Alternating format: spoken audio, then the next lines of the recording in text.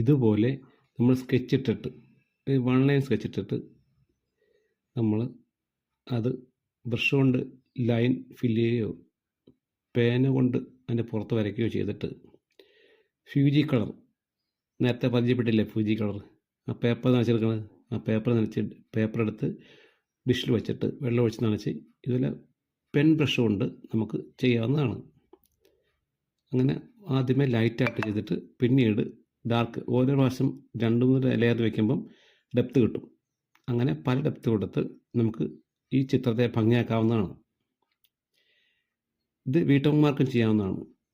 എവിടെയെങ്കിലും നോക്കി വരയ്ക്കുകയോ ഓൺലൈനിൽ നിന്ന് കിട്ടുകയും ചെയ്യും. ഗൂഗിൾ സെർച്ച് ചെയ്താൽ ഇതുപോലുള്ള വൺ ലൈൻ ചിത്രങ്ങൾ കിട്ടും.